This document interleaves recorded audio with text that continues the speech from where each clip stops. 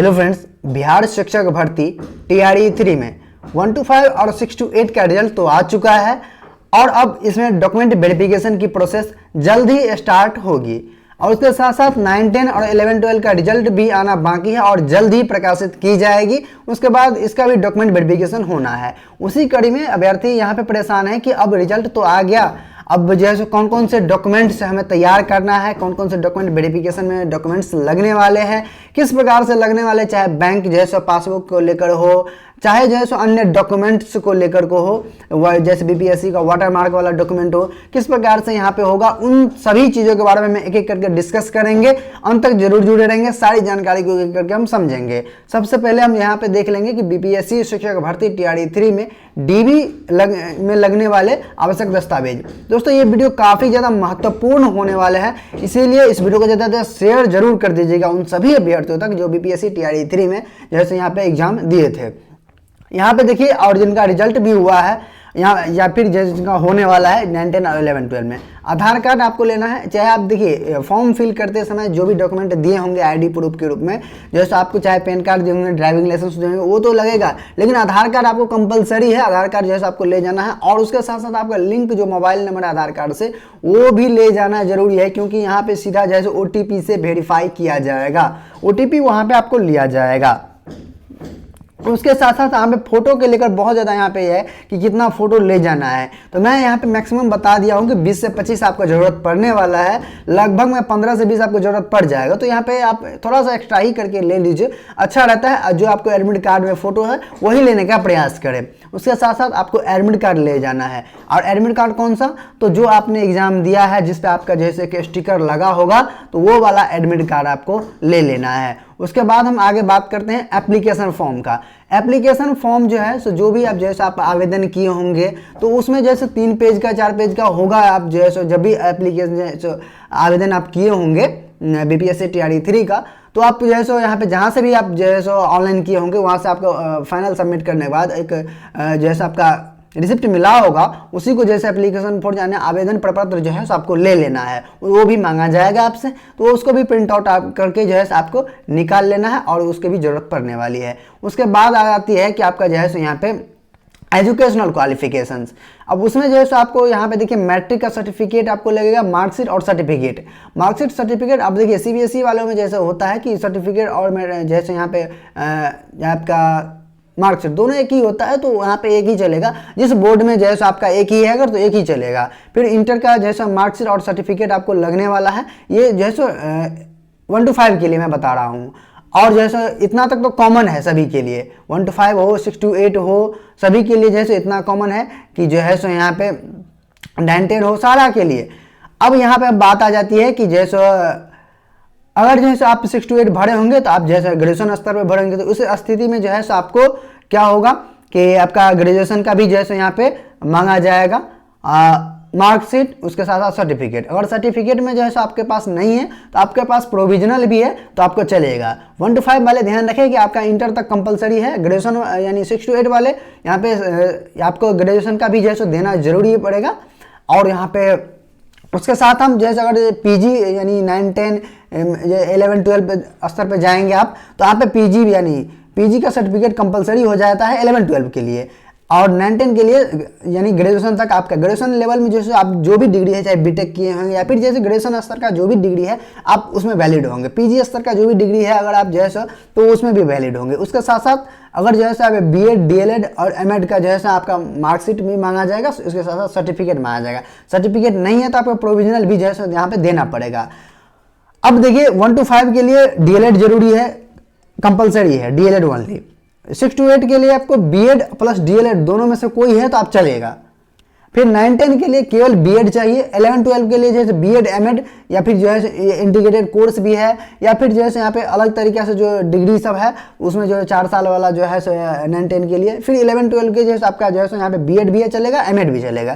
तो इस प्रकार से अपना जो है क्वालिफिकेशन आप ले लेंगे अपने अनुसार जिस भी स्तर से आप हैं। उसके बाद आ जाता है हमारे जो है यहाँ पे पात्रता परीक्षा में। पात्रता परीक्षा में देखिए सीटेट का जो है आपका सर्टिफिकेट लेना है और जैसे यहाँ पे मार्कशीट लेना है। दोनों डिजिटल लॉकर में आपको इजीली अवेलेबल है, वहाँ से डाउनलोड करके प्रिंट आउट करके ले लेना है। देखिए सीटेट का जो है सो आप 1 to 5 अगर आप जो है सो में है तो आपको पेपर 1 का ले लेना है मार्कशीट सर्टिफिकेट। साथ ही अगर आपके पास बीटेड का है तो वो भी ले सकते हैं। उसके बाद हम बात करते हैं 6 to 8 में, तो 6 to 8 के लिए जो है सो आपको पेपर 2 लेना है सीटेट का, ध्यान रहे। उसके लिए मार्कशीट और सर्टिफिकेट दोनों लेना है। उसके साथ साथ अगर जैसे आपका 9-10 में है तो 9-10 में एस्टेट का पेपर 1 का जैसे आपका लेना है। अगर आपके पास वेब कॉपी है उसे भी काम चल जाएगा। उसके बाद जो है सो आपका 11-12 के लिए जो है स्टेट का पेपर 2 लेना है। उसके साथ साथ हम आप जैसे बारी आती है आपका जैसे यहाँ पे आरक्षण वाले कैटेगरी में। तो आरक्षण के लिए देखिए आपका आवासीय प्रमाण पत्र आपको देना होगा, जहाँ से भी ये सभी के लिए यहाँ पे दिया जाएगा, यानी देना होगा, कंपलसरी है आवासीय प्रमाण पत्र। साथ ही जैसे जाति प्रमाण पत्र, जाति प्रमाण पत्र जिस भी जाति से आप वो देना पड़ेगा, वो अदर स्टेट वाले के लिए नहीं है, ये केवल जैसे यहाँ पे बिहार वालों के लिए है, ये ध्यान रहे।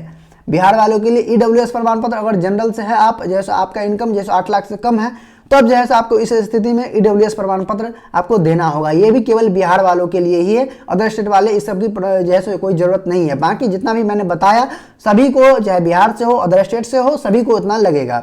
साथ ही जैसे BC EB से जो भी कैंडिडेट हैं उसके लिए जैसे आरक्षण में प्रावधान के लिए जैसे OBC NCL बनाया जाता है, तो उसके लिए जैसे आपको OBC NCL का सर्टिफिकेट भी देना होगा। और ये भी जो है सो केवल बिहार वालों के लिए ही है। आरक्षण सीधी तौर पर कहे कि आरक्षण का मामला कोई भी आता है तो यहाँ पे जो है तो केवल जैसे यहाँ पे जो स्टेट का वैकेंसी यानी बिहार वाले को ही केवल मिलेगा, और उसके बाद जो अदर स्टेट वाले कोई भी आरक्षण का लाभ नहीं ले पाएंगे। उसके बाद दिव्यांगता प्रमाण पत्र, अगर आप दिव्यांग हैं तो उसके सिद्ध के लिए जैसे आपको जैसे उसकी प्रमाण पत्र देना होगा। जो भी आप डॉक्यूमेंट्स में लगाए होंगे जैसे फॉर्म फिल करते समय वो आपको देना पड़ेगा। साथ ही भूतपूर्व सैनिक के लिए उम्र में छूट है तो आवश्यक प्रमाण पत्र वो भी है, तो आप जैसे यहाँ पे दिए होंगे या फिर उससे संबंधित प्रमाण पत्र दिए होंगे, या स्वतंत्रता सेनानी के पोता पोती या नाती नतनी जो भी है उससे संबंधित आपके प्रमाण पत्र अगर आरक्षण के लिए दावा किए होंगे तो आपको देना पड़ेगा।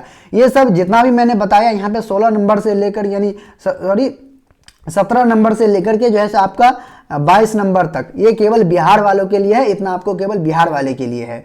आगे हम बात कर लेते हैं, तो आगे आता है कि जो है वाटर मार्क वाला डॉक्यूमेंट।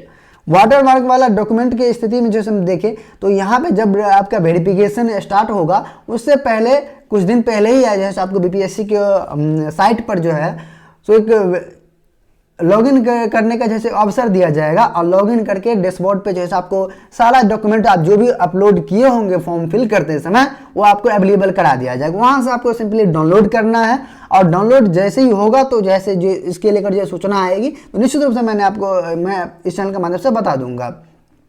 तब जो है आपको डाउनलोड कर लेना है सारा को, अब प्रिंट आउट लेकर के जैसे आपको ले जाना है। और बाकी जो जितना भी मैंने बताया आपको सारा जैसे ओरिजिनल कॉपी ले जाना है। उसके साथ साथ आपको फोटो स्टेट भी 1-2 कॉपी ले लेना है। ओरिजिनल के साथ साथ फोटो कॉपी रहना जरूरी है।